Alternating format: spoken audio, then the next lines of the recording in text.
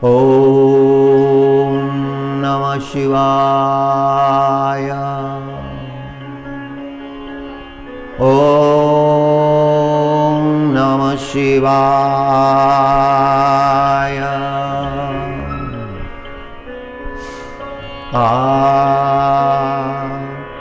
षडांगादिवेदो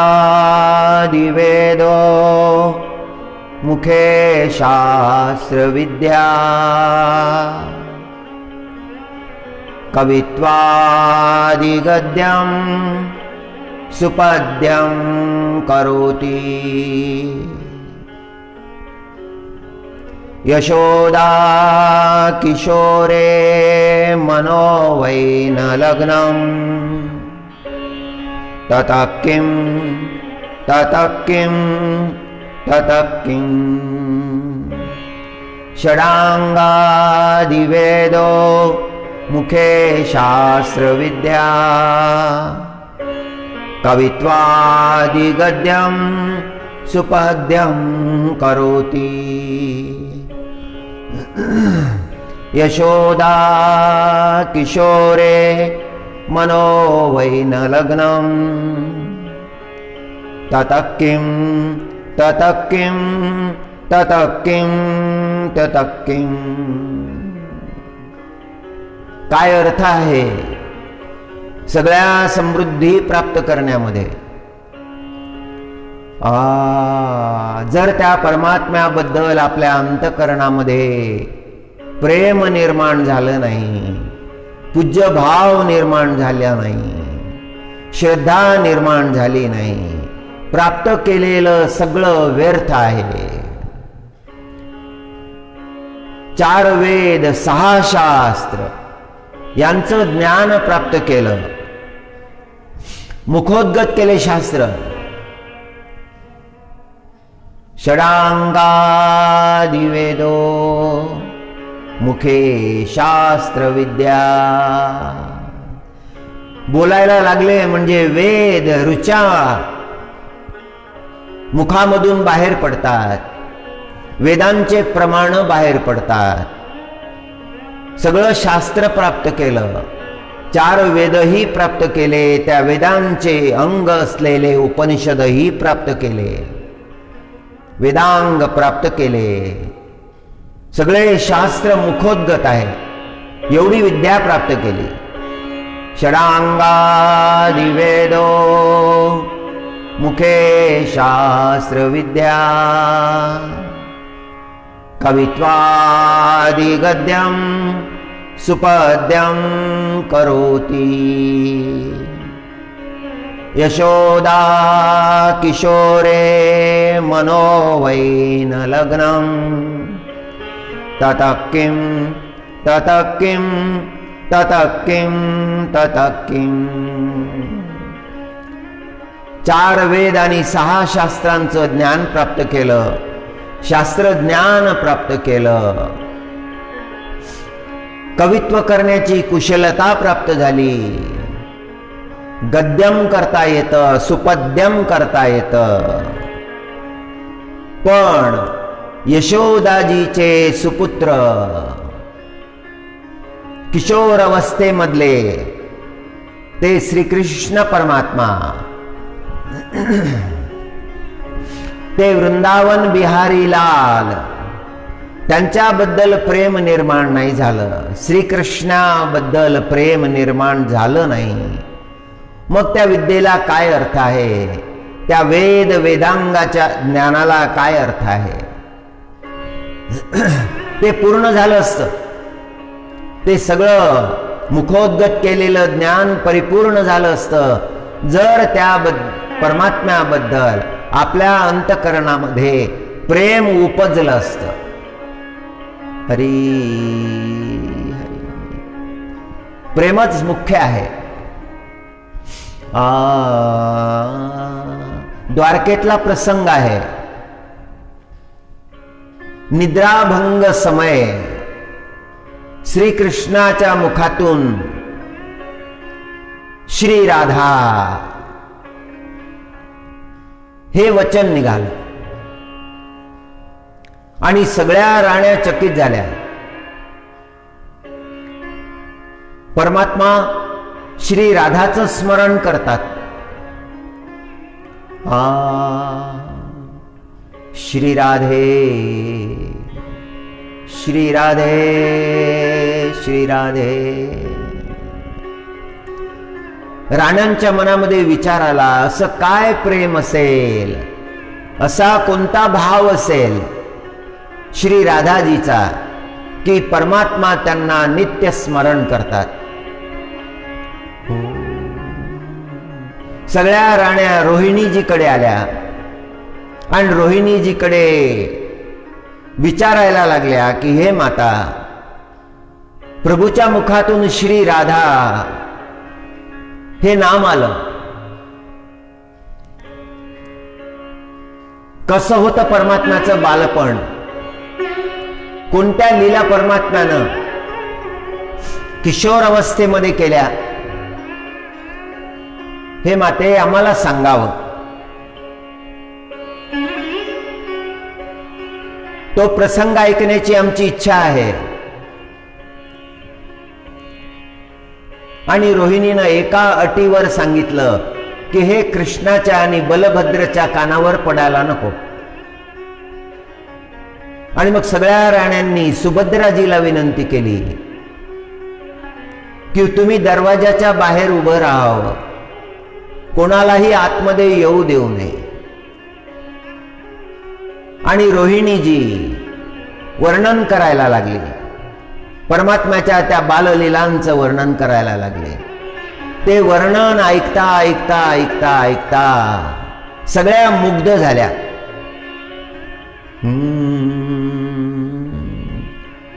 श्री सुभद्राजीलाही मोठं आश्चर्य वाटलं आणि ते ऐकता ऐकता सुभद्राजी वितळायला लागली. पुरीला जे सुभद्राजीचं कद आहे, कलेवर आहे, ते लहान आहे. दोन्ही भावांच्या मध्ये आहे सुभद्राजी.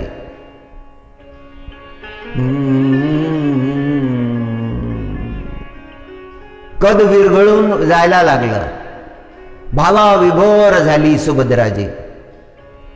आणि त्यावेळेला बलभद्रजी आणि श्रीकृष्ण परमात्मा तिथे आले. त्यांच्याही कानावर ते शब्द पडले आणि त्यांचंही कलेवर बदललं. दिव्य प्रकाश, अद्भुत अशी तेजस्विता, रोमांचित झालेलं प्रभूचं स्वरूप, प्रभूचे मोठे झालेले डोळे. जगन्नाथ प्रभूचे डोळे फार मोठे आहेत. सगळ्या जगाचं अवलोकन करण्यासाठी प्रभूचे डोळे फार मोठे आहेत. इतके मोठे आहेत की सकळ ब्रह्मांड त्या नेत्रांमध्ये दिसायला लागतं. जगाचे नाथ आहेत, जगाचे मायबाप आहेत परमात्मा. आणि इतक्यात नारद भगवान तिथे आले. नारद भगवाननी परमात्म्याचं हे स्वरूप पाहिलं. रोमांचित झाले नारद भगवान, हे प्रभू, काय हे दिव्य स्वरूप आहे. आज माझं भाग्य, आज मला हे स्वरूप दिसलं. हे परमात्मा, आता पुन्हा कधी हे स्वरूप दिसेल. आणि परमात्म्यानं नारद भगवानला सांगितलं की हे नारदा, कलियुगामध्ये माझं हे स्वरूप राहील.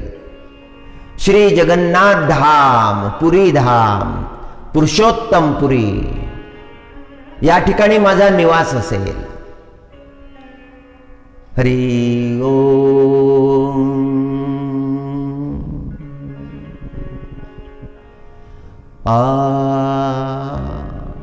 कलियुगाचे प्रत्यक्ष देवता आहेत जगन्नाथ प्रभू. त्या परमात्म्याबद्दल जर प्रेमच निर्माण झालं नाही तर जीवनामध्ये जे जे प्राप्त झालं ते अर्धवट आहे. तिथे तो परमात्मा उभा आहे कलियुगामध्ये. श्री जगन्नाथ प्रभू अपाणिपाद, हातही नाहीत आणि पायही नाहीत. आणि पंढरपुरामध्ये विठ्ठल भगवानच्या स्वरूपामध्ये तोच परमात्मा या पश्चिम भागामध्ये आहे. पूर्वेला जगन्नाथ आहे, पश्चिमेला श्री विठ्ठल भगवान आहे. आणि दोनही स्वरूपांचा सोहळा आषाढामध्ये आहे.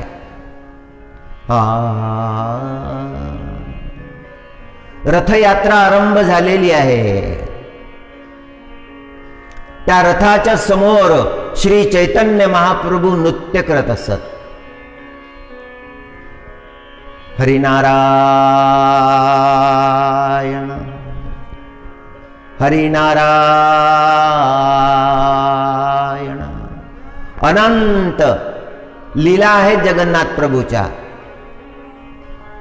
त्यातली एक लीला जगन्नाथ प्रभूच्या सिंहद्वारावर. जगन्नाथ मंदिराचे 4 द्वार आहे. हरी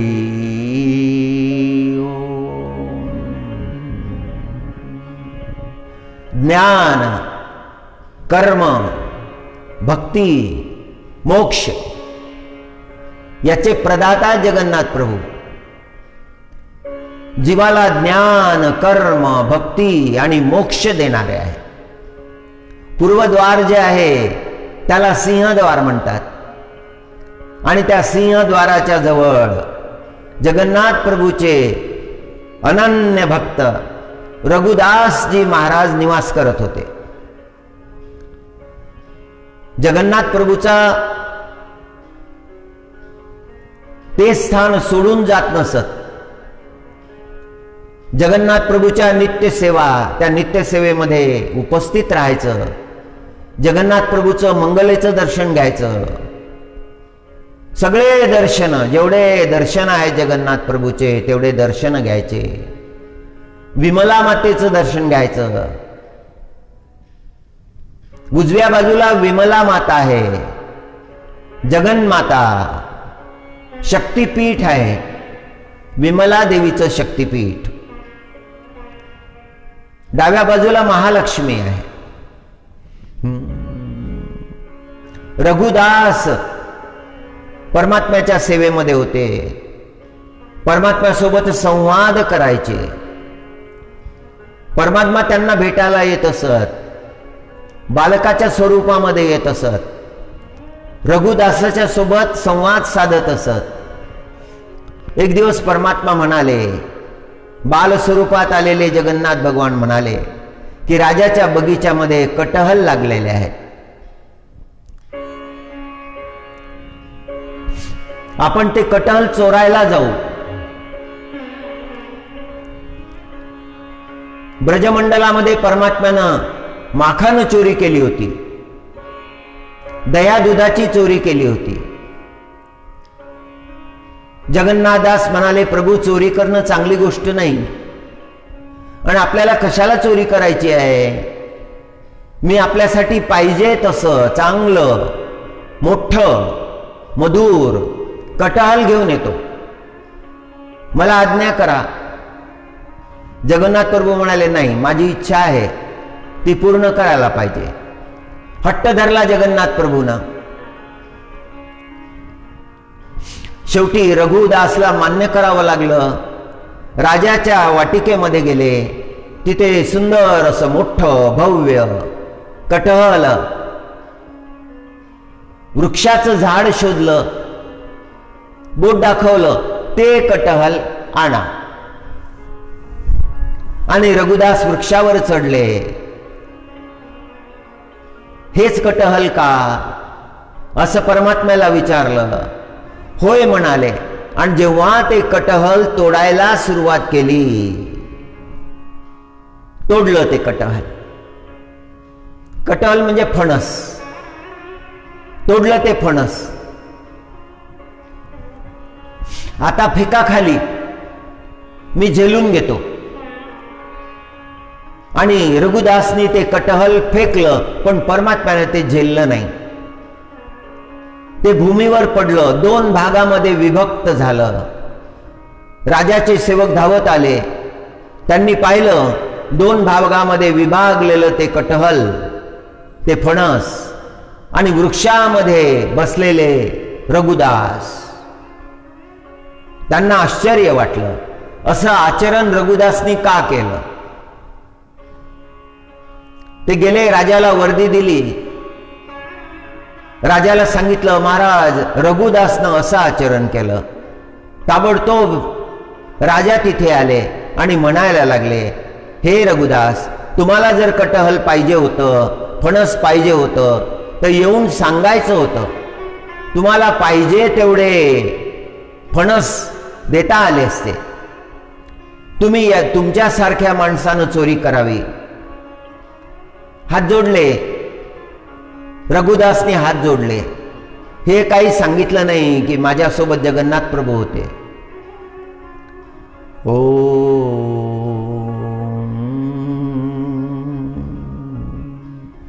हरी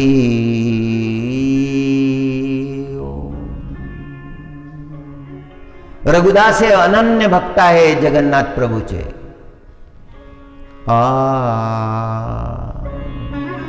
परमात्म्याचं ते दिव्य प्रेम त्यांना प्राप्त झालेलं आहे, जे अलभ्य आहे. पुरीमध्ये फार मोठे ज्ञानी होते, वेदांताचार्य होते, शास्त्रकार होते, कवी होते, हे सगळे काही होते, पण त्यांच्याजवळ जगन्नाथ प्रभूचं ते प्रेम नव्हतं. जे प्रेम रघुदासच्या जवळ होतं.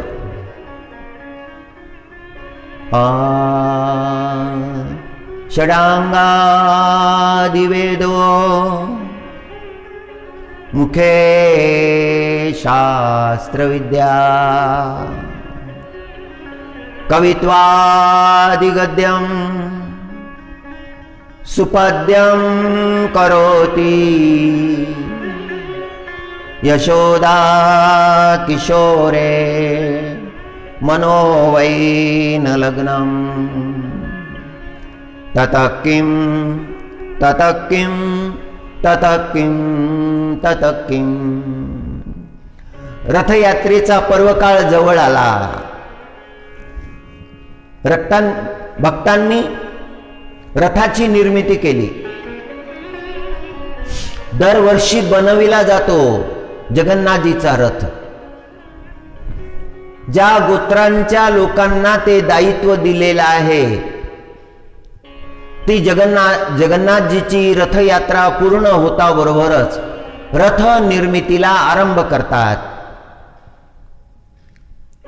पूजन होतं. मंगल मुहूर्तामध्ये रथ निर्माण कार्याला सुरुवात होते. 1 वर्ष लागतं रथ बनवायला. ज्यांच्या गोत्रांना तो अधिकार जगन्नाथ प्रभूनं दिला आहे तेच ते कार्य करतात, मोठ्या निष्ठेनं करतात.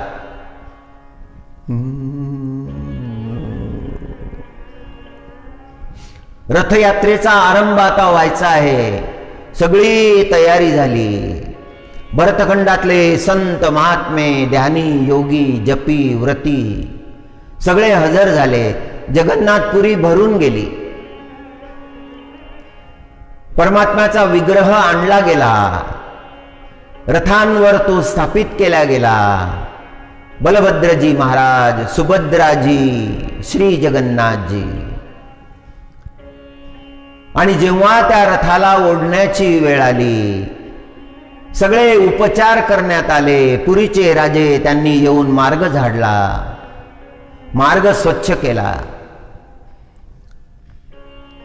शरणागती झाली, प्रभूला विनंती झाली. आणि जेव्हा रथ यात्रा आरंभ झाली, तुसभर ही रथ हलेना. राजाला कळत नव्हतं काय कारण आहे, का रथ हलत नाही. हत्ती आणले, ते हत्ती लावले रथ ओढण्यासाठी, पण रथ हालेच ना. महाराजाला मोठी चिंता वाटायला लागली. आज काय झालं, आज रथ का नाही हलत. त्यांना स्मरण झालं, रघुदास कुठे आहे, रघुदास कुठे आहे. ते शोधायला लागले. रघुदास नाही. रघुदास मंदिरातच आहे, ध्यानस्थ बसलेले आहेत. ताबडतोब आपल्या हस्तकांना पाठवलं, रघुदासला बोलावून घेतलं. हे रघुदासा तुम्ही स्पर्श करा. तो दोर जो आहे रथ ओढण्याचा दोर, त्याला स्पर्श करा. आणि रघुदासजी महाराजांनी राजाच्या आज्ञेचं पालन केलं, रथाच्या त्या दोराला स्पर्श केला. जय जगन्नाथ म्हणून जय घोष झाला आणि रथयात्रा आरंभ झाली. परमात्म्याचा रथ चालायला लागला. एवढं मोठं महात्म्य आहे भगवंताचं. तिथे मोठे मोठे ज्ञानी होते, मोठे मोठे कवी होते, मोठे मोठे भक्त होते, प्रभूचे सेवक होते, गायक होते, नर्तक होते, राजे होते, पण रथ तुसभरही हल्ला नव्हता. आणि रघुदासनं स्पर्श केला, जय जगन्नाथचा उच्चार केला आणि रथयात्रा आरंभ झाली. एवढा भक्ताचा अधिकार आहे. जेवढं कोणालाही साध्य करता आलं नाही ते रघुदासला साध्य झालं. अनन्य भक्त परमात्म्याचे, फार बोलत नसत, अखंड नाम संकीर्तन करत असत. साक्षात परमात्मा जगन्नाथ प्रभू त्यांना वेळोवेळी भेटायला येत असत बाल स्वरूपामध्ये. ते बालक म्हणजे साक्षात जगन्नाथ प्रभू आहेत हे रघुदासाला कळत होतं. दोघांचाही संवाद होता. फार समर्पण भाव होता त्यांचा. ओम हरी हरी. संताचं फार मोठं महात्म्य आहे.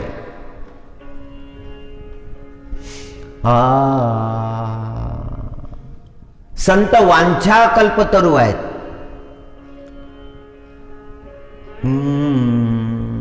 संत कृपा सिंधू आहेत.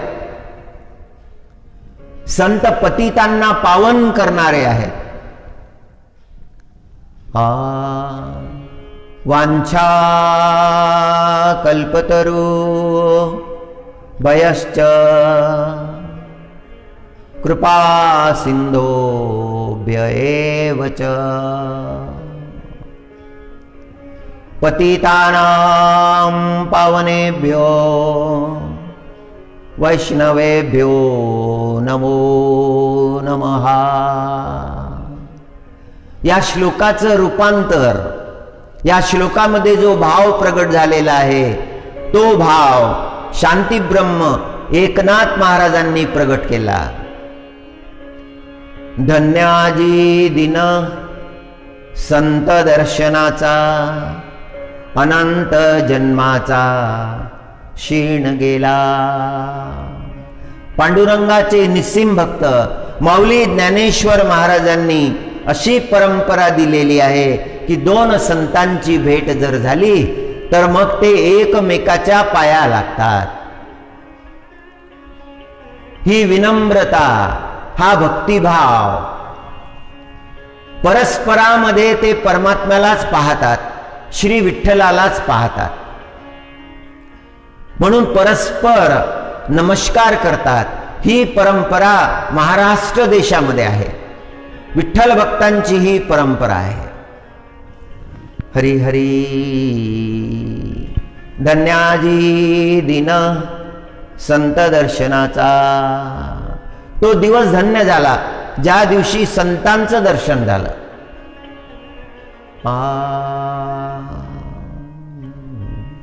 धन्याजी दिन संत दर्शनाचा अनंत जन्माचा क्षीण गेला.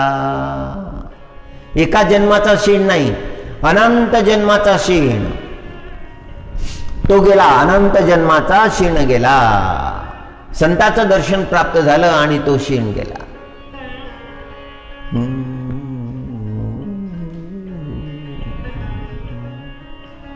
अयोध्येमध्ये एकदा रामप्रभूंनी सगळ्यांना सेवा दिल्या होत्या.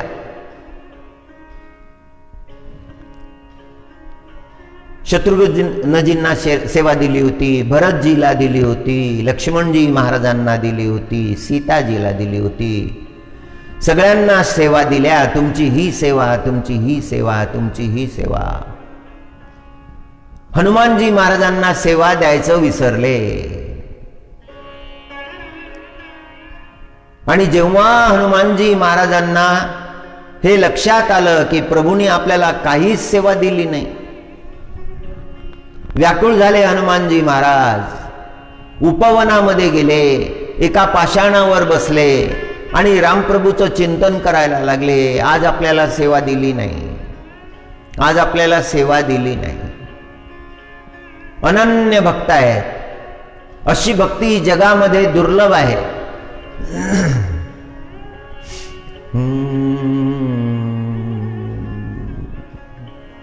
रामप्रभूला हनुमानजीची आठवण यायला लागली. हनुमान कुठे आहेत? सगळीकडे शोध घेतला, हनुमानजी सापडले नाही. हनुमान कुठे, हनुमान कुठे? शेवटी रामप्रभू उपवनामध्ये गेले. तिथे पाषाणावर बसलेल्या हनुमानजी महाराजांना पाहिलं. हनुमानजी महाराजांच्या डोळ्यामधून घळघळा अश्रू वाहत आहे. रामप्रभू तिथे गेले. रामप्रभूंनी हाक मारली, हे हनुमान. हनुमानजी महाराजांनी डोळे उघडले, ताबडतोब उठून उभे राहिले, हात जोडले. प्रभू. रामप्रभू म्हणाले, अरे हनुमान, किती वेळचा शोधत आहे, कुठे होतास तू? असं का करतो तू? निघून कसा आलास? हनुमानजी महाराज खाली मान घातली, उत्तर द्यायला लागले, प्रभू, आज आपण सगळ्यांना सेवा दिली. शत्रुघ्नजी महाराजांना दिली, भरतजी महाराजांना दिली, लक्ष्मणजी महाराजांना दिली, श्री सीताजीलाही चरण सेवा दिली. हे परमात्मा, मला काहीच सेवा दिली नाही. मला आपण दूर लोटलं. मी वानर जातीचा आहे, आपल्या परिवारातला नाही, म्हणून तर असं केलं नाही ना. आणि हे शब्द ऐकता बरोबर रामप्रभूचं अंतकरण भरून आलं. गदगद झाले रामप्रभू आणि हनुमानजी महाराजांच्या चरणावर पडले. हनुमानजी महाराजांच्या चरणावर मस्तक ठेवलं आणि रामप्रभू सुद्धा रडायला लागले. हनुमानजी महाराजांना मोठा संकोच झाला. हे प्रभू, हे काय आचरण करता आपण? आपण माझे इष्ट आहात. हे हनुमान, आज फार मोठा अपराध माझ्याकडून झाला.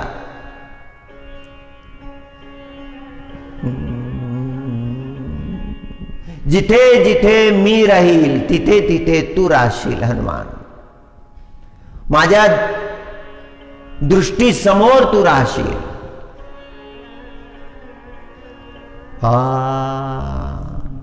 राम दुआरे तुम रखवारे, होतन आज्ञा बिनु पैसारे. हरि धन्य आजी दिन संत दर्शनाचा, अनंत जन्माचा क्षीण गेला. नाथ महाराजांना मागचे जन्म आठवतात. जन्मोजन्मी जो क्षीण झालेला आहे, जो त्रास झालेला आहे, तो आठवतो महाराजांना. आणि आज जेव्हा संताचं दर्शन झालं तेव्हा तो क्षीण गेला. संत दर्शने शांती, संत दर्शने परमार्थ प्राप्ती, संत दर्शने भक्ती परमात्म्याची. हरी हरी. ज्यांच्या दर्शनानं एवढा लाभ झालेला आहे, एवढं कल्याण झालेलं आहे.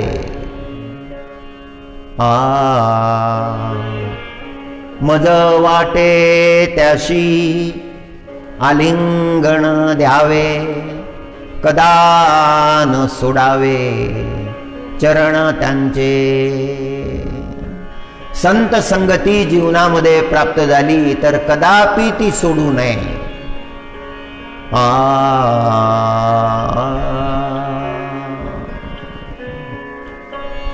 फार मोठं सद्भाग्य आहे जीवनामध्ये संत संगती प्राप्त करणं. संत संगतीसाठी प्रयत्न केले पाहिजे, प्राप्त झाली पाहिजे. मनामध्ये कुठल्याही प्रकारचे विकल्प असायला नको. काही पूर्व पुण्याई असेल तर, काही सुकृत पदरी असेल तर मग संतांची संगती प्राप्त होते. धौम्य ऋषी पांडवांना रामचरित्र सांगतात. व्यासनारायण भगवानांनी सांगितलं होतं की हे युधिष्ठिरा, वनामध्ये तुम्हाला एखादा संत मिळेल न मिळेल, आणि मिळाला तरी त्याच्याजवळ वेळ असेल नसेल, आणि वेळ असला तरी त्याची इच्छा असेल नसेल, एखादे ऋषी सोबत असले पाहिजे. धौम्य नावाचे ऋषी फार ज्ञानी आहेत, प्रेम सागर आहेत. त्यांना सोबत असू द्या, त्यांना विनंती करा, ते तुम्हाला दिव्य चरित्र सांगत राहतील. प्रत्येक दिवशी तुमचा सत्संग घडेल. जीवनामधला सत्संग खंडित करायचा नाही, खंडित होऊ द्यायचा नाही. काही लोकांना कंटाळा येतो सत्संगाचा. याचा अर्थ हा आहे की अजून त्यांचा पुण्योदय झाला नाही. काही लोकांना कंटाळा येतो आणि काही लोकांना ओढ लागते, आणि एखादा दिवस त्याच्यामधला चुकला तर ते अस्वस्थ होतात. त्यांना शांती संत संगतीमध्येच प्राप्त होते. धौम्य ऋषी पांडवांना दिव्य असे कथा प्रसंग सांगतात, शास्त्र सांगतात. संत महात्म्यांनी सांगितलेल्या कथा ऐकून अंतकरण निर्मळ होतं, अंतकरण शुद्ध होतं. संतवाणीचा शब्द हा शाश्वत आनंदाची प्राप्ती करून देतो. जगामधले जे आनंद आहेत ते क्षणिक आहेत. क्षणिकाच्या प्राप्तीसाठी एवढं सगळं कशाला करायला पाहिजे. राघवदासचं, रघुदासचं अखंड चिंतन होतं. जोपर्यंत रघुदासचा स्पर्श झाला नाही तोपर्यंत रथयात्रा आरंभ झाली नाही. नाथाचा भक्ती प्रसंगही फार मोठा आहे. ब्रह्ममुहूर्तामध्ये उठून पांडुरंगाची सेवा अखंड आहे. त्या पांडुरंगाचा ध्यास लागलेला आहे नाथांना. नाथ पंढरीला दिंडी घेऊन जातात, भक्तांना घेऊन जातात. हरी सगळे संत पांडुरंगाच्या भेटीसाठी आषाढी वारीच्या निमित्तानं निघतात. पायी चालत येतात, नामघोष करीत येतात. मार्गानं तपश्चर्या होऊन जाते, मार्गानं यज्ञ होऊन जातात, मार्गाने अनुष्ठान होऊन जातं. हो, जसे असो तसे वेडे वाकडे, पण त्यांच्यामध्ये एवढं सामर्थ्य त्या पांडुरंगाच्या कृपेनं प्राप्त होतं की भवपाश ते थटाथटा तोडून टाकतात. हरी हरी. धन्याजी दिन संत दर्शनाचा, अनंत जन्माचा क्षीण गेला. हरी. आपण जे प्राप्त केलेलं आहे ते केवढं मोठं आहे हे लक्षात आलं पाहिजे. हे लक्षात जर आलं नाही तर त्याचं महत्व कळणार नाही. चिंतामणी सापडला आणि तो पायानी लुटून दिला असं अभागी कर्म घडू नये. चिंतामणी जर मिळाला तर मग तो सांभाळला पाहिजे, जतन केला पाहिजे. संताची जर संगती प्राप्त झाली तर ती जतन केली पाहिजे, सांभाळली पाहिजे. तो अधिकार नाही आपला, ती आपल्यावर झालेली कृपा आहे. अधिकार मागता येतो. काहीही योग्यता नसताना परमात्मा कृपा करतात. काही लायकी नाही.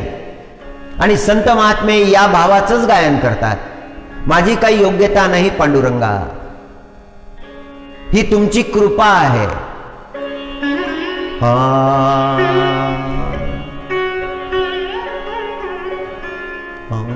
मज वाटे त्यासी आलिंगन द्यावे, कदा न सोडावे चरण त्यांचे. त्यांचं चरण कदापि सोडू नये अशा प्रकारचा दिव्य भाव महाराजांच्या अंतःकरणामध्ये येतात. शांतिब्रह्म एकनाथ महाराजांनी गुरुसेवा केली, फार मोठी निष्ठा आहे. हरितद्रुम ऋषीनं आपल्या शिष्याला, उपनिषदाचा प्रसंग आहे, जे दायित्व दिलं होतं तशा प्रकारे सेवा केली.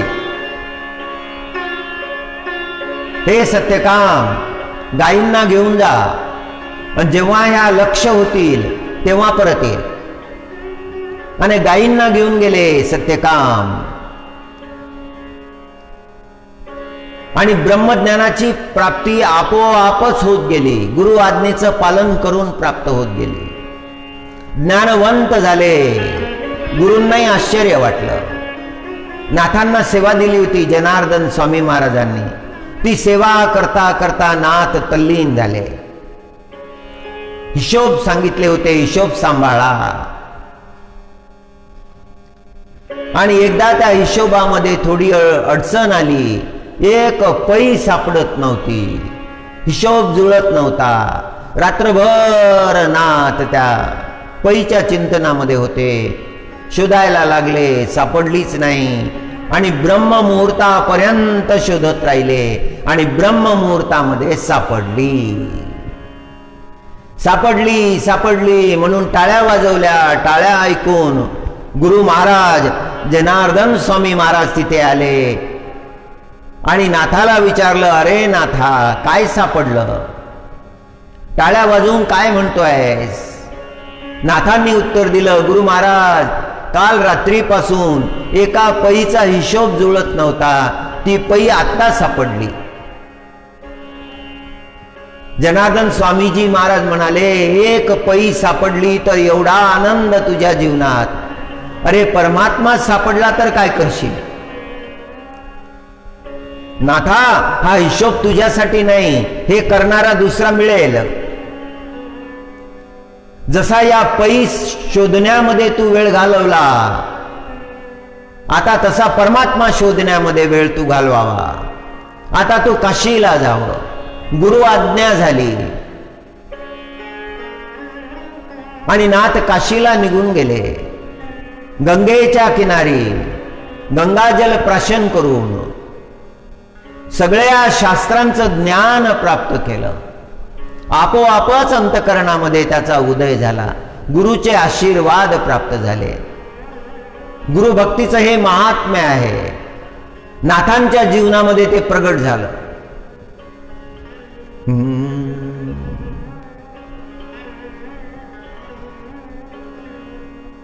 मज वाटे त्यासी आलिंगन द्यावे.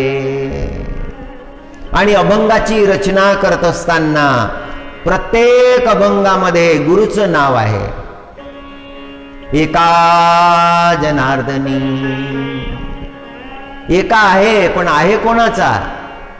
गुरुचा आहे,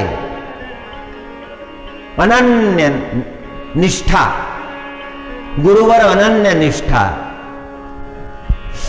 आणि ज्याची गुरुवर अनन्य निष्ठा आहे त्याची सेवा करायला साक्षात तो परमात्मा येतो. तो पंढरीनाथ नाथांच्या घरी राहून नाथांची सेवा करतो, नाथांच्या सेवेमध्ये हात जोडून उभा आहे.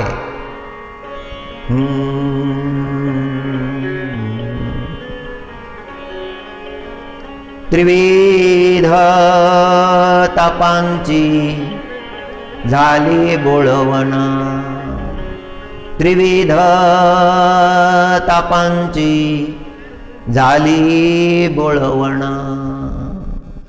मागच्या जन्मामधले जे काही ताप आहेत, प्रारब्धानं प्राप्त झालेले ताप, या जीवनामध्ये प्राप्त झालेले ताप आणि पुढेही होऊ घातलेले ताप, सगळ्या तापाची बोळवण झाली, रवानगी झाली. आता पुन्हा नाही येणार ते. त्रिविध तापांची झाली बोळवण. आणि कशाने झाली? देखलिया चरण वैष्णवांचे. हरिभक्ताचं एवढं सामर्थ्य आहे की ज्यांच्या चरणाचं दर्शन घेतल्यानंतर त्रिविध तापाची बोळवण होऊन जाते, सगळे ताप लयाला जातात. त्रिविध तापाची झाली बोळवण, देखलिया चरण वैष्णवांचे. आणि हा जो भाव प्रगट केलेला आहे तो भाव या श्लोकामध्ये आहे. वांछा कल्पतरुभयश्च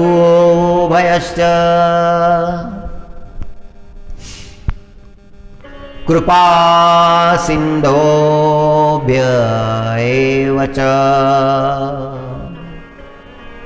पतितानां पावनेभ्यो वैष्णवेभ्यो नमो नमः. ओम.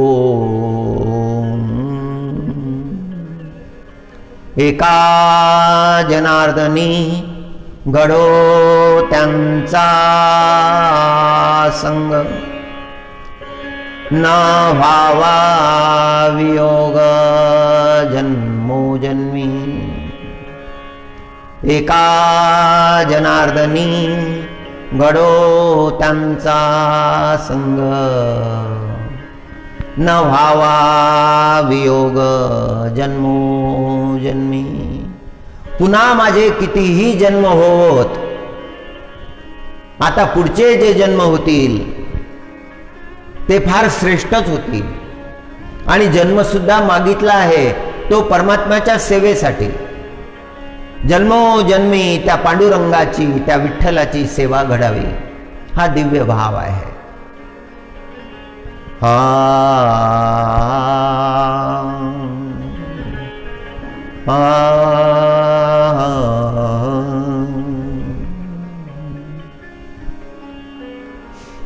देह जाहो अथवा राहो, पांडुरंगी दृढ भाव. चरण न सोडी सर्वथा, आण तुझी पंढरीनाथा. देह जाओ अथवा राहो. सेतुबंधाचं कार्य सुरू होतं. रामप्रभू एका शिलाखंडावर बसलेले होते.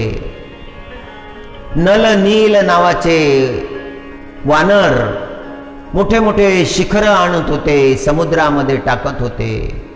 मोठे मोठे पाषाण आणत होते, समुद्रामध्ये टाकत होते.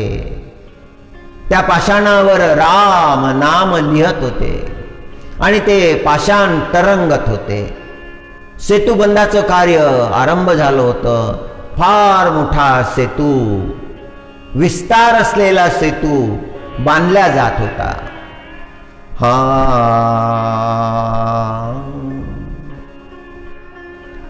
तेव्हा एक खारुताई तिथे आली आणि समुद्राच्या वाळूमध्ये आधी समुद्रात गेली, अंग ओलं केलं आणि मग त्या वाळूमध्ये लोटांगण घेतलं आणि गेली आणि त्या सेतूवर जे 2 दगड मध्ये आहे त्याच्यामध्ये ते वाळूकण झटकले. दिवसभर हे कार्य चाललं होतं. शेवटी रामप्रभूनं त्या खारुताईला हाक मारली. ती खारुताई आली. लहानपणी एका मुलानं सांगितलं होतं, त्या मुलाला त्याच्या गुरुनं सांगितलं असेल. त्यांनी सांगितलं होतं की खारुताईच्या पाठीवर जे 3 रेघा दिसतात ना, त्या रेघा म्हणजे रामप्रभूचे आशीर्वाद आहेत. तिच्या अंगावरून रामप्रभूंनी हात फिरवला होता, त्या बोटाचं चिन्ह आहे ते. फार दिव्य भाव आहे. रामप्रभूने हे पाहिलं. दिवसभर असं चाललेलं आहे.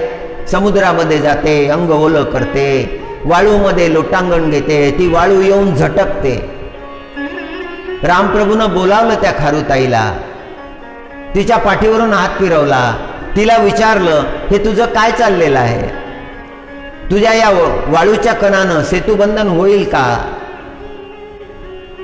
खारुताईनं उत्तर दिलं, प्रभू सेतुबंधन होणार नाही, तेवढं माझं सामर्थ्य नाही, माझं सामर्थ्य फार लहान आहे. पण लहान असलं तरी अंतकरणातला भाव मोठा पाहिजे. प्रभूच्या कार्यामध्ये माझा काहीच उपयोग झाला नाही तर मग या जीवनाला काय अर्थ आहे? मला जे जीवन प्राप्त झालेलं आहे त्या जीवनामध्ये मी प्रभूची सेवा केली पाहिजे. हा भगवत भाव माझ्या अंतकरणामध्ये नाही उपजला तर मग माझं जीवन व्यर्थ झालं. हरी हरी. आपण उपयोगी पडलो पाहिजे. या जीवनाचा उपयोग प्रभू सेवेमध्ये झाला पाहिजे. प्रभूबद्दल प्रेम आपल्या अंतकरणामध्ये निर्माण झालं पाहिजे. त्या परमात्म्याची आठवण आपल्याला आली पाहिजे. असा एकही दिवस नाही एखाद्या अभाग्याच्या जीवनामध्ये की त्याला प्रभू स्मरण होईल. त्याला कामच नाही. त्याचे कामं करणारे लोक आहेत, घरात नोकर चाकर आहेत, त्याला काही उचलायची गरज नाही, सगळे ते नोकरच करतात. दिवसभर तो बसलेला असतो पण कधीही त्याच्या मुखामध्ये भगवन नाम येत नाही, कधी भगवत स्मरण त्याला घडत नाही. सगळं ऐश्वर्य असूनही, सगळं परमात्म्यानं दिलेलं असूनही परमात्म्याबद्दल एक शब्दही त्याच्या मुखामध्ये येत नाही. तो सत्संग श्रवण करत नाही. कीर्तनाचा त्याला कंटाळा आहे, भगवन नामाचा त्याला कंटाळा आहे. हे अभागी जीवन आहे. मनुष्याचं जीवन प्राप्त झालं पण वागणं मनुष्यासारखं नाही. त्या गिलहरीच्या जीवनाचं जीवन तरी केवढं, सामर्थ्य तरी केवढं, पण भाव मात्र दिव्य आहे.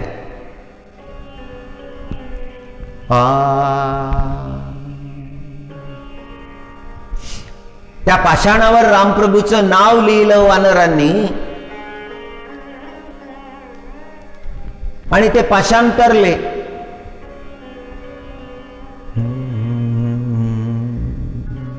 राम नाम लिहिणं ते कोणत्या शाळेमध्ये शिकले होते हा प्रश्न व्यर्थ आहे.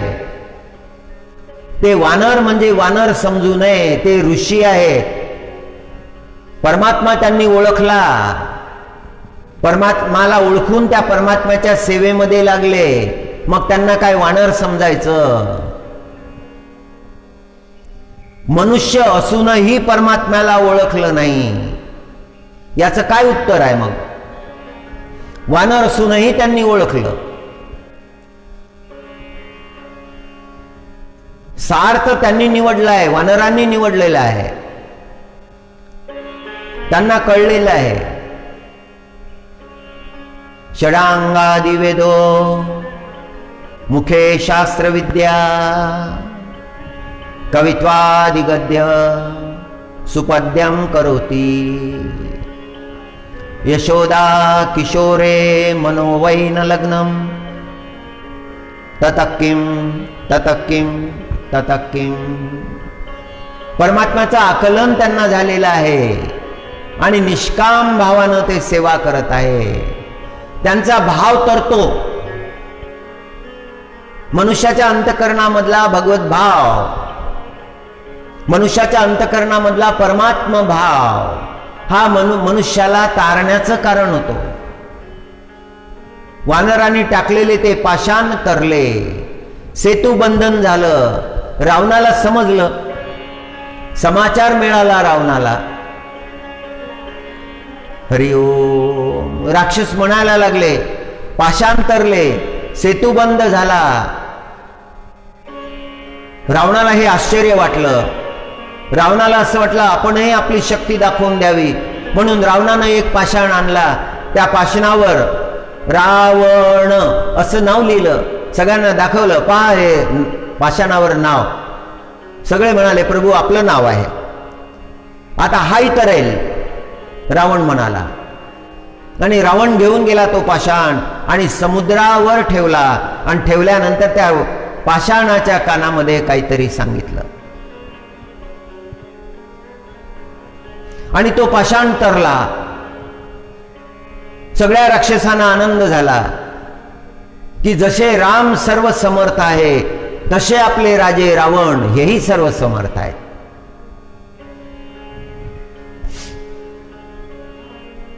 आणि जेव्हा मंदोदरीच्या भवनामध्ये गेले, मंदोदरीनं विचारलं की हे प्रभू आज तर चमत्कार झाला.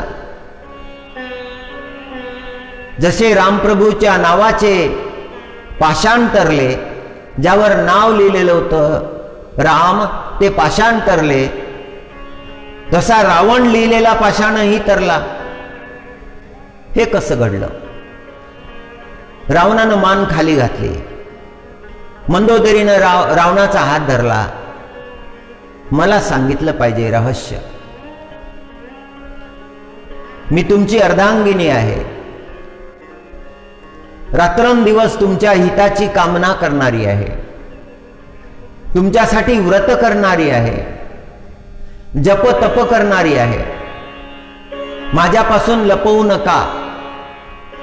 आणि रावणाने खाली मान घालून सांगितलं, हे मंदोदरी, मी त्या पाषाणाला सांगितलं की हे पाषाणा बुडू नको, तुला रामाची शपथ आहे. ते पाषाण तर रामनामानं तरले, पण हाही पाषाण रामप्रभूच्या शपथेनं तरलेला आहे. एका अयोग्य माणसानं रामप्रभूची शपथ त्या पाषाणाला दिली. अर्थ हा आहे की परमात्म्याचा स्पर्श एखाद्या जड जीवाला जरी झाला तरी त्या जीवाचं कल्याण होतं.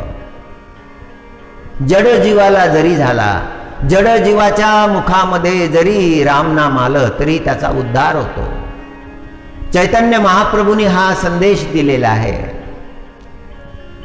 एका यवन अधिकाऱ्यानं चैतन्य महाप्रभूला विचारलं होतं, हरे राम हरे राम राम राम हरे हरे, हरे कृष्ण कृष्ण कृष्ण हरे हरे. हा जो मंत्र आहे, हा मंत्र म्हटल्यानंतर जीवाचा उद्धार होतो हे तुम्ही सांगत असता. चैतन्य महाप्रभू म्हणाले, हा महामंत्र आहे, जो कोणी याचा जप करेल त्याचा उद्धार होईल. चैतन्य महाप्रभूंनी जप मार्ग दाखवलेला आहे. आजही चैतन्य महाप्रभूच्या परंपरेमध्ये असणारे लोक नाम जप जास्त करतात. दिवसभराच्या काही ठराविक माळा त्यांना दिलेल्या असतात. त्यांच्या गुरुनं त्यांना उपदेश केलेला असतो. आज 100 माळा करा, 108 माळा करा, 1,000 माळा करा. ते चित्त त्या परमात्म्यामध्ये स्थिर व्हावं, त्या परमात्म्याचा दृढ भाव अंतःकरणामध्ये शाश्वत राहावा, कायम राहावा. म्हणून हा महामंत्र दिलेला आहे, हा मुक्त मंत्र दिलेला आहे. या मंत्राचंच गायन करायचं. चैतन्य महाप्रभूनं ही कृपा केली जगावर. हरी हरी. त्रिविध तापाची झाली बोळवण, त्रिविध तापाची झाली बोळवण, देखिलिया चरण वैष्णवांचे. जे परमात्म्याचे भक्त आहे त्यांचं दर्शन जर झालं तर जीवनाचं कल्याण होतं.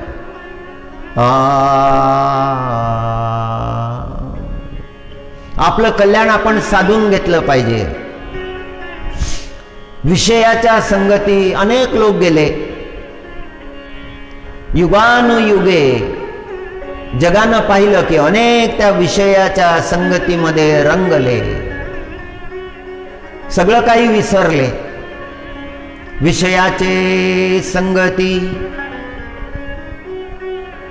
तरले नेणो किती,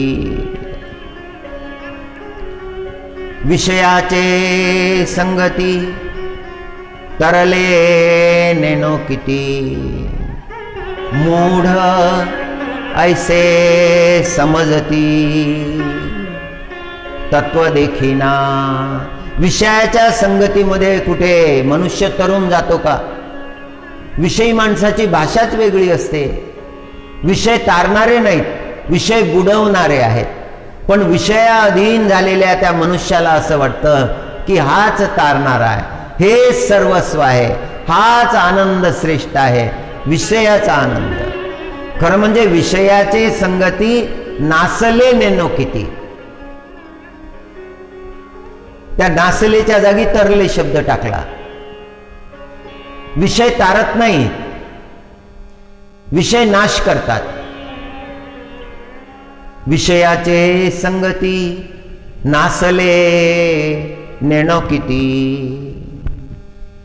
जोपर्यंत मनुष्याच्या जीवनामध्ये हरी शरणागती प्राप्त होत नाही तोपर्यंत खऱ्या आनंदाची उपलब्धी होत नाही.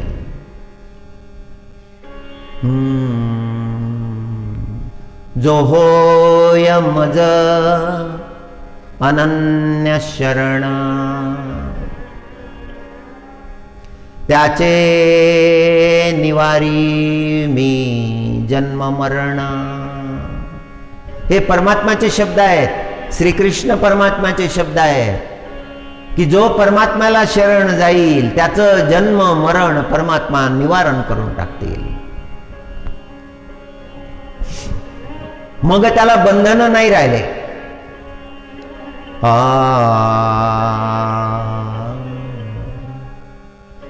चंद्रदेवाला अभिमान झाला होता,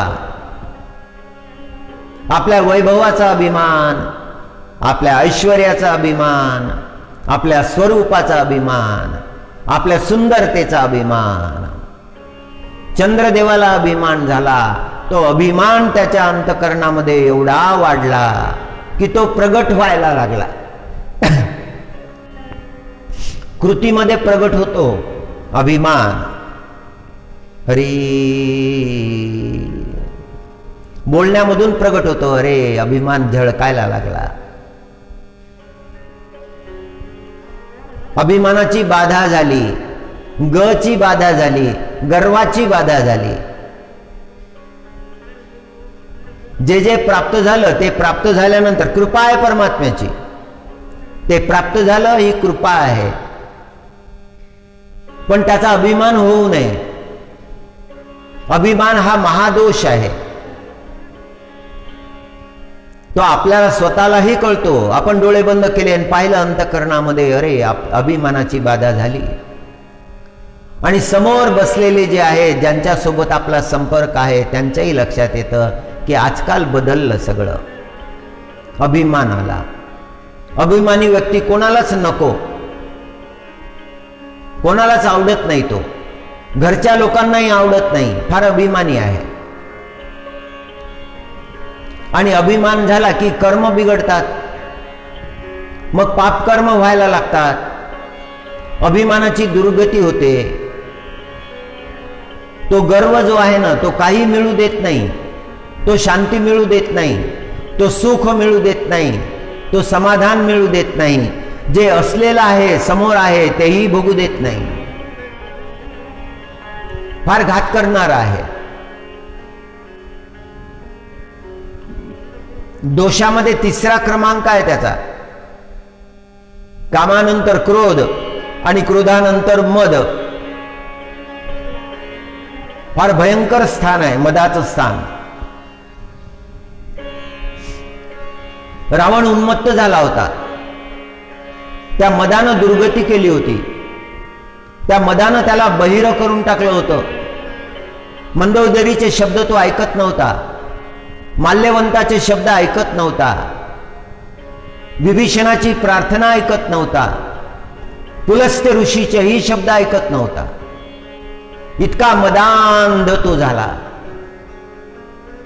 ज्याच्या त्याच्याप्रमाणे, ज्याच्या त्याच्या अवस्थेप्रमाणे मनुष्याच्या जीवनामध्ये ही अभिमानाची बाधा होत असते. अभिमान घात करत असतो. हे सावधान राहिलं पाहिजे.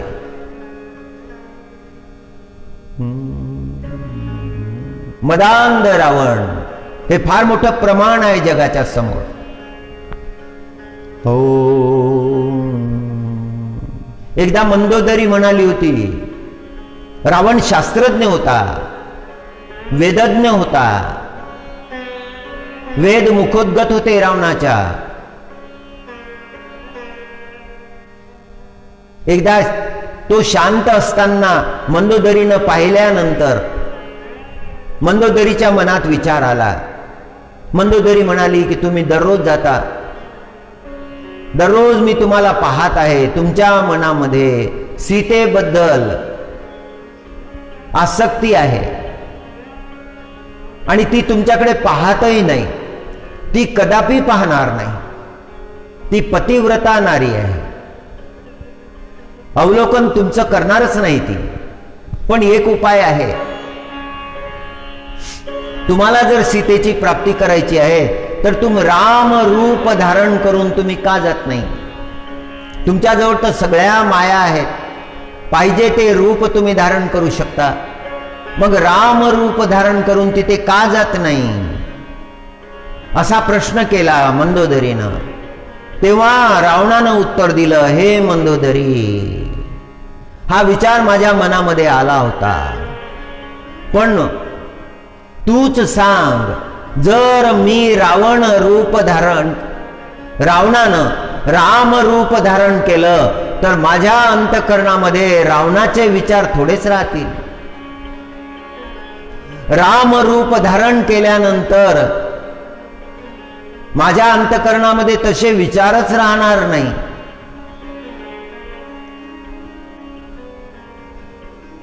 रावणाचे शब्द ऐकून मंदोदरीच्या लक्षात आलं की रावण ज्ञानी आहे. राम प्रभूची योग्यता त्याला कळलेली आहे. त्याचा मद एवढा प्रचंड आहे की तो त्याला झुकू देत नाही. ती हिंदीमध्ये एक म्हण आहे, रस्सी जल गई बल नहीं गया. दोरी जळाली पण आटे नाही गेले. मराठीमध्ये त्या धाग्यांना आटे मारून मारून मारून ती दोरी बनवलेली असते, पण ती जळाल्यानंतरही ते दिलेले पीळ जे आहेत त्या राखेवर ते दिसायला लागतात. ते पीळ नाही गेले. अहंकाराचे पीळ लवकर जात नाही. ते घातक आहेत, आत्मघातकी आहेत. हरी, अहंकार भक्तीमध्ये बाधा आहे. भक्तीमध्ये अहंकार नको, समर्पण पाहिजे, प्रेम पाहिजे, समत्व पाहिजे. ज्या ठिकाणी प्रेम, भक्ती, समत्व, विवेक असतात त्या ठिकाणी अहंकार राहत नाही. अहंकारामध्ये अंतच आहे. अहंकाराने वागलेल्या मनुष्याला त्याच क्षणी त्याच्या अंतर्मनामध्ये संकेत मिळतो की बाबा तू अहंकाराने वागत आहेस, हे योग्य नाही. पण ती मनाची वाणी जी आहे, अंतर्मनाची वाणी, तो ऐकत नाही.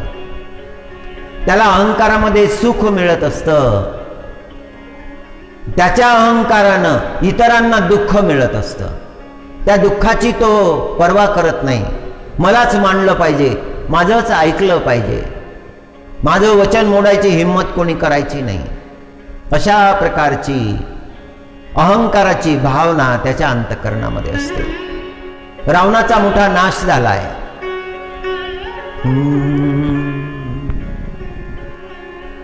विषयाच्या संगतीला जे जे गेले ते सगळे नासले.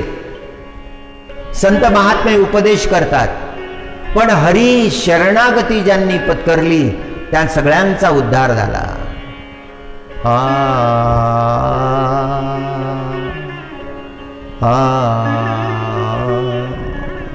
हाच उपदेश आपल्याला ऋषीमुनी उपदेश करतात. षडांगादि वेदो मुखे शास्त्रविद्या कवित्वादि गद्यम सुपद्यम करोति यशोदा किशोरे मनोवैन लग्नम ततकिम ततकिम ततकिम ततकिम. हरी. नामदेव महाराज पांडुरंगाच्या समोर वीणा घेऊन उभे राहत असत. दिव्य भाव होता. पांडुरंगाचं मुखावलोकन करत असत, त्या भगवंताचं नाम घेत असत. दुसरा विचारच अंतःकरणामध्ये येत नसे. भूक विसरले, तहान विसरले, दिवस विसरले, रात्र विसरले. एकच छंद लागलेला आहे, त्या परमात्म्याचा छंद. त्या परमात्म्याच्या ठिकाणी दृढ भाव झाला. भाव बदलत नाही. हरी. भाव हा बदलणार आहे. आता काय, नंतर काय, नंतर काय, नंतर काय, असा आहे. सकाळचा मनुष्य वेगळा आहे. कधी तो भक्त आहे, कधी तो चतुर आहे, कधी तो व्यापारी आहे, कधी तो क्रोधी आहे, कधी तो लंपट आहे, कधी तो पापी आहे. एका दिवसामध्ये एवढे रूप आहेत त्याचे. क्षणाकरताही भाव टिकत नाही, भगवत भाव टिकत नाही क्षणाकरताही. पण नामदेव महाराजांचा दृढ भाव आहे.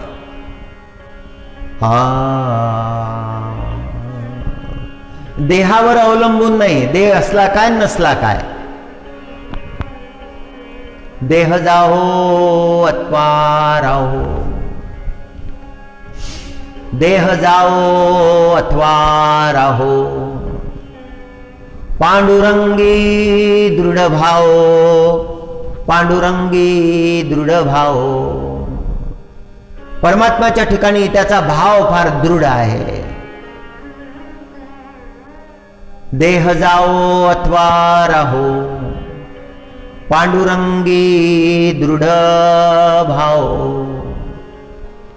चरण न सोडी सर्वथा, आण तुझी पंढरीनाथा.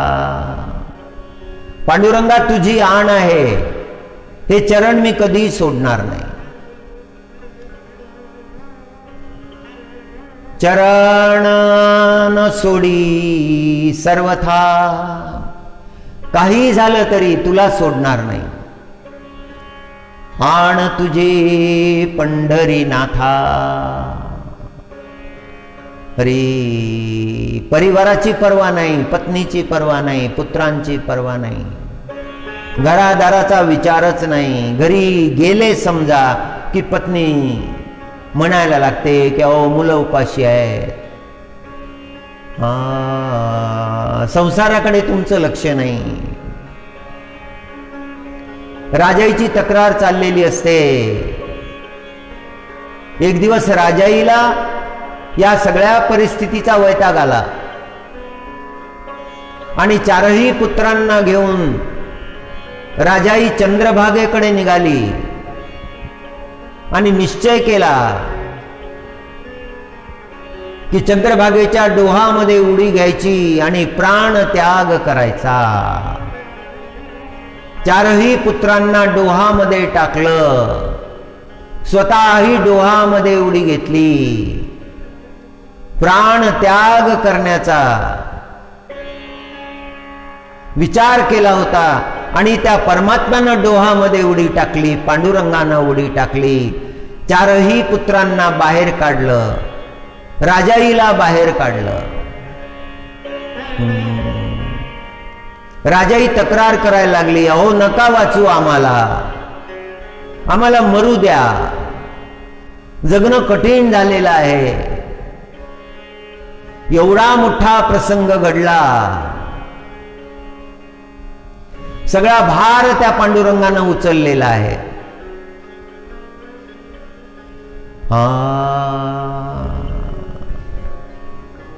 चरण न सोडी सर्वथा आण तुझी पंढरीनाथा. वदनी तुझे मंगळ नाम, हृदयी अखंडित प्रेम. मुखामध्ये पांडुरंगा तुमचं मधुर नाम आहे. वदनी तुझे मंगळ नाम, हृदयी अखंडित प्रेम. अंतकरणामधलं जे प्रेम आहे ते अखंड आहे, कायम आहे, तृप्ती होत नाही. कितीही पाहावं परमात्म्याला तृप्ती होत नाही. जगातले प्रसंग पाहत आपण, सुरुवातीला जेव्हा भेटतात तेव्हा खूप आनंद होतो. फार चांगला मित्र मिळाला, फार चांगला मित्र मिळाला, चांगला मित्र मिळाला, रात्रंदिवस चांगला मित्र मिळाला. मग हळूहळू काय होतं की मग जसा जसा अनुभव येतो मग वाटतं नाही, चांगला नाही, चांगला नाही. दोष दिसायला लागतात. दोष दिसले की मग भाव बदलला. जो प्रिय होता तोच आता अप्रिय झालेला आहे. भाव बदलणारे आहेत जगामध्ये. नामदेव महाराजांचा दृढ भाव आहे,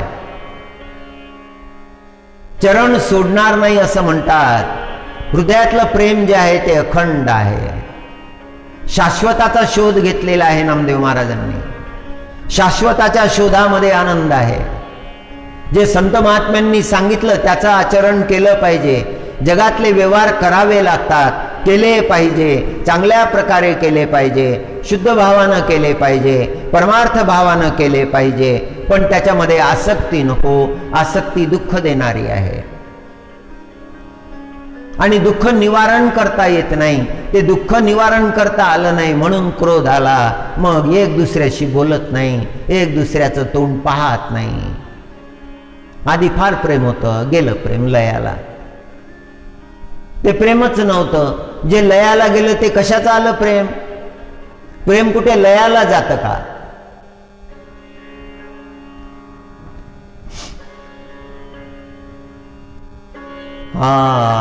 रघुदासनी जेव्हा दोराला स्पर्श केला आणि रथ ओढल्या गेला, रघुदासाच्या स्पर्शानं जिथे हत्तींना जमलं नाही, जिथे लाखो लोकांना जमलं नाही, तिथे रघुदासाच्या स्पर्शानं झालं. हे प्रेम आहे रघुदासाचं. हा गोपी भाव आहे, गोपींचा भाव आहे. हे संत जे आहेत हे मनुष्य समजता येत नाही. परमात्म्याच्या सेवेमध्ये जे आधी होते तेही आताही आलेले आहेत. रघुदास हे गोपी आहेत. शांतीब्रह्म एकनाथ महाराज पुन्हा पुन्हा आलेले आहेत. परमात्म्याच्या सेवेमध्ये होते. सत्ययुगामध्येही होते, त्रेतामध्येही होते, द्वापरामध्येही होते आणि कलियुगामध्येही आहेत. त्यांच्या तत्वाचा प्रकाश हा नष्ट होणारा नाही, तो शाश्वत आहे. जाणं येणं माझ्यासारख्या जीवाचं आहे. नाथ महाराजांसारखे संत, त्यांचं जाणंच नाही, ते अखंड आहेत.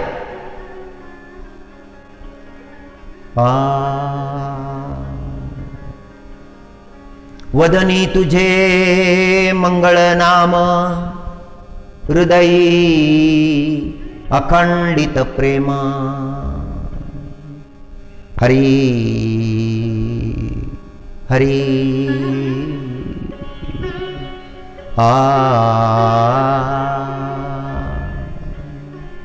हरी.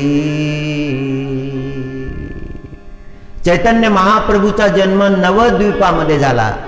नवद्वीप फार सुंदर स्थान आहे. आजही तिथे गेलं की ते तरंग आहेत, भक्तीचे तरंग आहेत.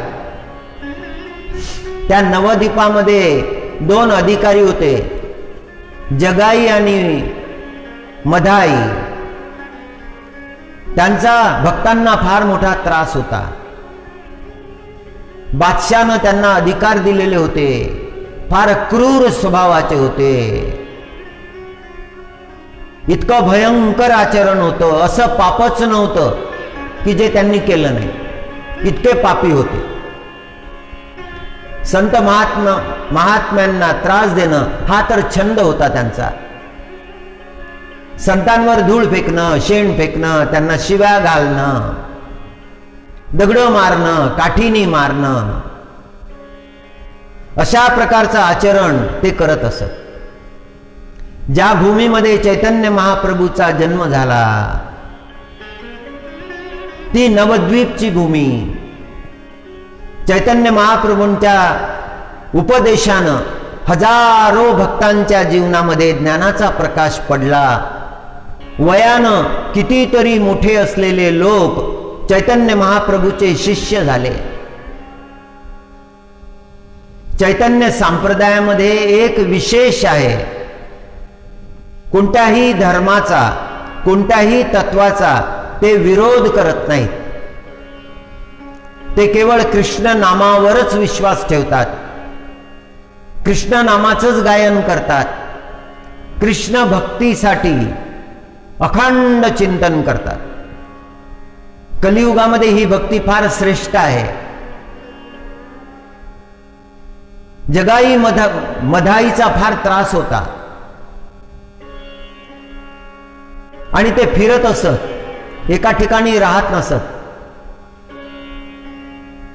आणि ज्या ठिकाणी ते राहत त्या ठिकाणी लोकांच्या अंतःकरणामध्ये भयकंप निर्माण होत असे. त्यांच्यासोबत सैन्य होतं. एकदा ते जगाई आणि मधाई आपल्या तंबूच्या समोर बसलेले होते. मद्य पिऊन धुंद झालेले होते आणि तिकडून नित्यानंदजी आणि हरिदासजी महाराज हे कृष्ण नाम संकीर्तन करीत चालले होते. त्या जगाई मधाईनं हाक मारली. त्यांना तिथे थांबवलं. त्यांच्यावर अत्याचार करायला सुरुवात केली. भयंकर आचरण केलं. हो, पण जेव्हा चैतन्य महाप्रभूचं दर्शन त्यांना झालं, त्यांच्या अंतःकरणामधला सगळा विरोध भाव, पाप भाव लयाला गेला आणि जगाई मधाई हे प्रभूचं नाम संकीर्तन करायला लागले. एवढा प्रभाव चैतन्य महाप्रभूचा प्रगट झाला. भरतखंडामध्ये चैतन्य महाप्रभूचे अनंत शिष्य झाले. जेव्हा जगन्नाथपुरीला आले चैतन्य महाप्रभू, तेव्हा जगन्नाथपुरीचे राजे प्रताप रुद्रदेवजी महाराज यांनी विनंती केली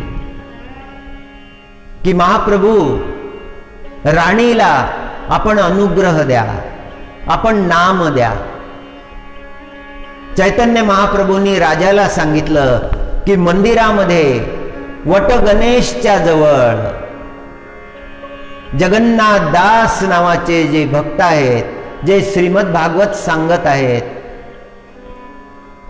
त्यांना अनुग्रह द्यायला सांगा. राणीला अनुग्रह जगन्नाथ दास यांनी दिला. चैतन्य महाप्रभूनं त्यांच्याकडे पाठवलं होतं. चैतन्य महाप्रभू जगन्नाथ दास यांचं भागवत श्रवण करत असत. धन्य आहे ही भूमी, धन्य ते ऋषी मुनी संत महात्मे, ज्यांचे आशीर्वाद प्राप्त झाले आणि या भूमीमध्ये दिव्य पुरुष जन्मले, ज्यांनी ही भूमी पावन केली. हो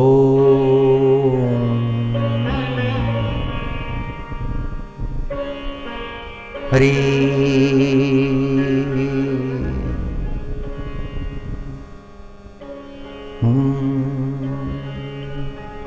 चंदनाचे झाड परिमळे वाड. चंदनाच्या वृक्षाला जो सुगंध आहे, जो परिमळ आहे, त्याच्यामुळे त्याचं महात्म्य आहे. मनुष्याच्या जीवनामध्ये प्राप्त झालेल्या परमार्थाचं महात्म्य आहे. परमार्थ टिकवला पाहिजे असे दृश्य समाजामध्ये दिसतात. आजोबा फार मोठे ज्ञानी होते, पांडुरंगाचे निस्सीम वारकरी होते, अखंड वारी करत असत, पण त्यांचे नातू तसे काही उपजले नाही, त्यांचे पंतू तसे काही उपजले नाही.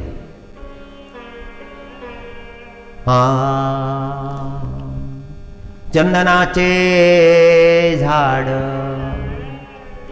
परिमळे वाढ. त्या परिमळामुळे महात्म्य आहे, त्या सुगंधामुळे त्या चंदनाच्या वृक्षाचं महात्म्य आहे. वृक्ष तर अनंत आहेत, त्यातले ओळखावे लागतील. त्यातलं चंदन कोणतं आहे?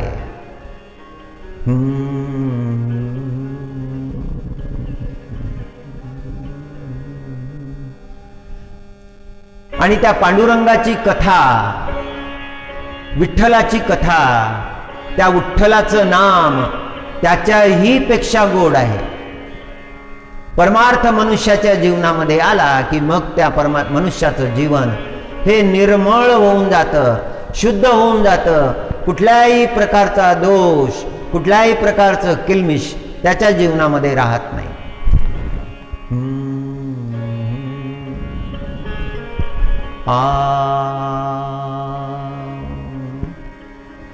हरी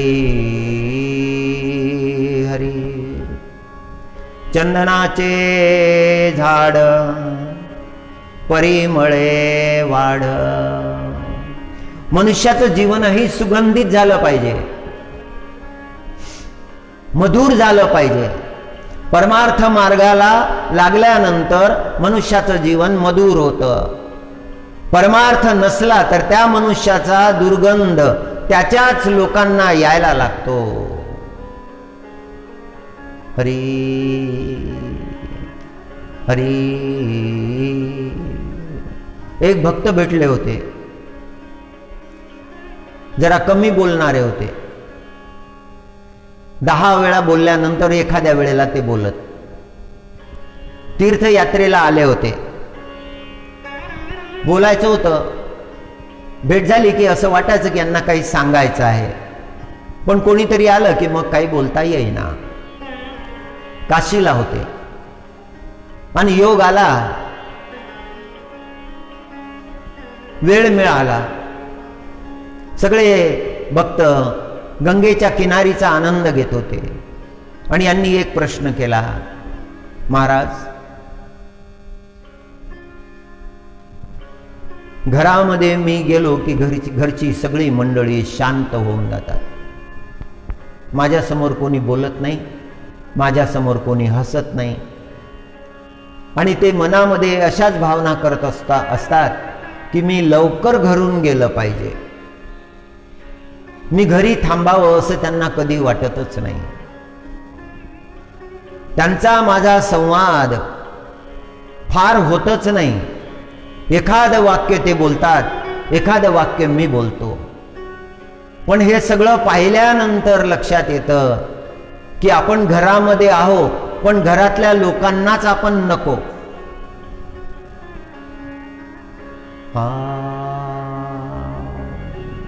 काय करावं?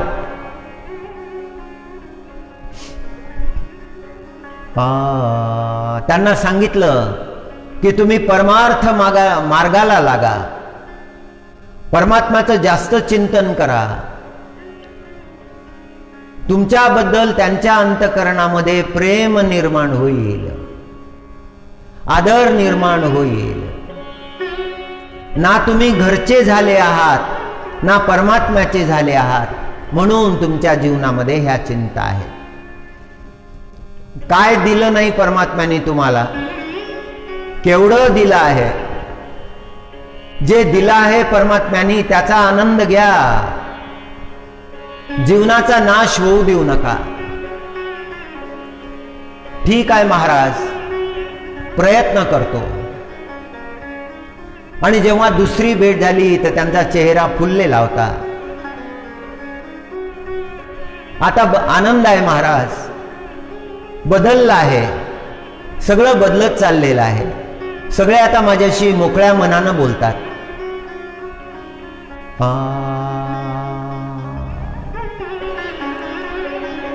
जीवन बदललं. परमार्थ मार्गाला लागता बरोबर जीवन बदललं. आतमध्ये कस्तुरीचा सुगंध आहे, पण त्या मृगाला माहित नाही. त्याच्या नाभीमध्ये कस्तुरीचा सुगंध आहे, पण त्या मृगाला माहित नाही. आणि तो इकडे तिकडे भटकत राहतो, त्या सुगंधाचा शोध घेत राहतो. पण सुगंधाचं केंद्र तर तोच आहे.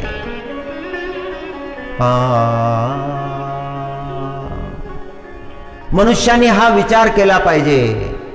सुगंध तो परमात्मा आहे, तो पांडुरंग आहे. काहीही करावं लागत नाही आपल्याला. त्या परमात्म्याला शरण जावं लागतं. आपण त्या परमात्म्याला शरण गेलं की मग आपल्या जीवनामध्ये त्या परमात्म्याचा सुगंध दरवळायला लागतो. खऱ्या अर्थानं शरणागती. व्यर्थ बोललं तर व्यर्थच येईल जीवनात, व्यर्थ वागलं तर व्यर्थच येईल जीवनात, व्यर्थ लोकांच्या संगतीमध्ये बसलं तर व्यर्थच येईल जीवनात. जे जे आपण करू ते ते जीवनामध्ये येईल. आपलं जीवन आपण दुर्गंधित करून टाकलेलं आहे कर्मानं. तिथे सुगंध कसा दरवळेल? ते जे दुष्कर्म आहेत, ते जे अकर्म आहेत, ते जे विकर्म आहेत, ते सगळे आपल्याला काढावे लागतील, दूर सारावे लागतील. सत्कर्माचा आश्रय घ्यावा लागेल. संत महात्म्यांचा उपदेश जीवनामध्ये धारण करावा लागेल. मगच आपल्या जीवनाचं कल्याण आहे.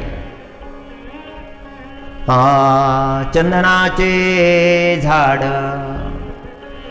परिमळे वाढ, त्याहुनी कथा गोड श्री विठ्ठलाची. त्याहुनी कथा गोड श्री विठ्ठलाची.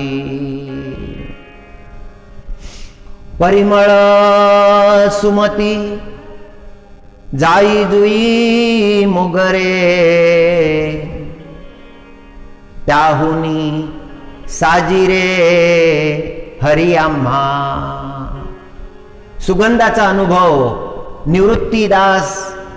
निवृत्तीनाथ महाराजांना जो आला त्याचं वर्णन केलं. परिमळ सुमनी परिमळ सुमनी, सुमन म्हणजे फूल. परिमळ सुमनी जाई जुई मोगरे, त्याहुनी साजिरे हरी आम्हा. त्या सुमनांपेक्षा, त्या सगळ्या सुगंधित पुष्पांपेक्षा आम्हाला परमात्मा साजिरे आहेत, आम्हाला विठ्ठल भगवान साजिरे आहेत.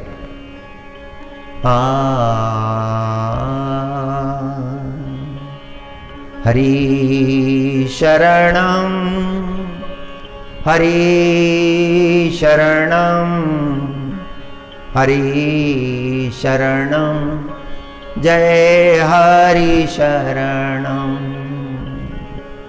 हरि शरणं हरि शरणं हरि शरणं जय हरि शरणं